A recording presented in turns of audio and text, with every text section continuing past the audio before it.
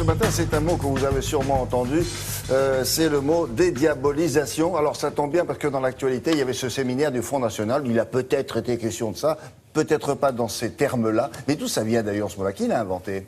Écoutez, en tout cas, il apparaît pour la première fois dans la presse le 2 septembre 1989, pardon, c'est précis, et c'est sous la plume d'Olivier Biffaud, journaliste au Monde, et dédiabolisation pourrait faire son entrée au printemps prochain dans le Larousse. Et oui, c'est d'un des 150 mots proposés pour la nouvelle mouture du Larousse en 2016. Mais alors, comment est-il apparu ce mot dédiabolisation? Eh bien, regardez, nous sommes à la fin de l'été 1989. Jean-Marie Le Pen, tout sourire, cravaté, accueille les dirigeants du FN pour l'université du FN à La Baule. Tous sont réunis pour tenter de présenter une image et un programme plus consensuel, moins diabolique, en somme, pourrait-on dire, en tout cas en tentant de gommer les références à l'antisémitisme notamment. Car 2 ans auparavant, Jean-Marie Le Pen, sur RTL, a estimé que les chambres à gaz étaient un point de détail de l'histoire. Scandale, procès, qui sera perdu 2 ans plus tard par Jean-Marie Le Pen. Et certains dirigeants, comme Bruno Maigret, que vous voyez là, eh bien, décident qu'il faut dédiaboliser le Front National. Alors comment? Eh bien, en rassurant, à partir de 1992, avec dans une note secrète ces mots « rassurer »,« plaire » et « faire rêver » pour le Front National. Et cette stratégie, elle va en partie fonctionner jusqu'en 2002 avec Jean-Marie Le Pen qui se qualifie pour le 2e tour de l'élection présidentielle. Il va être balayé par Jacques Chirac, mais les manifestations qui auront lieu à ce moment marqueront un fort rejet, montreront un fort rejet du Front National. Et cela va marquer durablement une femme qui va devenir la présidente du Front National. Et cette femme, c'est bien sûr Marine Le Pen. Et elle va encore aller plus loin dans la dédiabolisation, et ça va faire des dégâts. Regardez, Marine Le Pen succède à son père en 2011, et rapidement, eh bien, le diable, c'est papa. Donc à ce moment-là, fini les câlins. La nouvelle présidente change les hommes.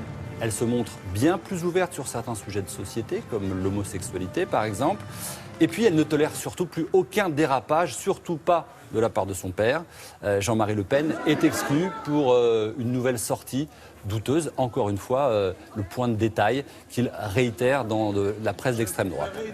Voilà, alors ce virage amorcé, ces changements amorcés par Marine Le Pen, ont-ils vraiment permis de dédiaboliser le FN? Pas vraiment. Il représente toujours un danger.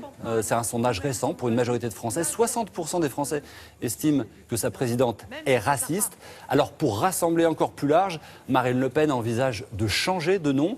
Il y a plusieurs noms qui viennent. Ouais, ils ont dit hier que ce n'était pas tellement à l'ordre du jour, qu'il faudrait un congrès. Voilà, en tout cas c'est une hypothèse. Par exemple, Gilbert Collard défend un nom, Florian Philippot voudrait les Patriotes. Bref, sur la dernière affiche de Marine Le Pen, par exemple, c'est la France apaisée.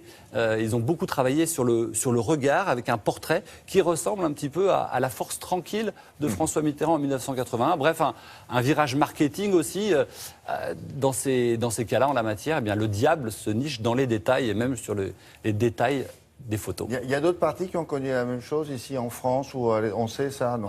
Le Parti Socialiste, qui était la SFIO, qui a changé de nom. Les Républicains, qui étaient l'UMP, ils ont changé le RPR avant. Oui, c'était pas pour les mêmes raisons. Et alors, il y a en Italie, effectivement, aussi le Parti communiste, qui a changé de nom en 1991, qui s'est carrément dissous.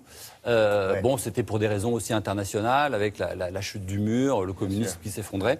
Et le Parti communiste italien s'est scindé en 2 partis, en fait, un parti de gauche et un parti de refondation communiste à l'époque. Bien, merci beaucoup pour cet éclairage, Manuel.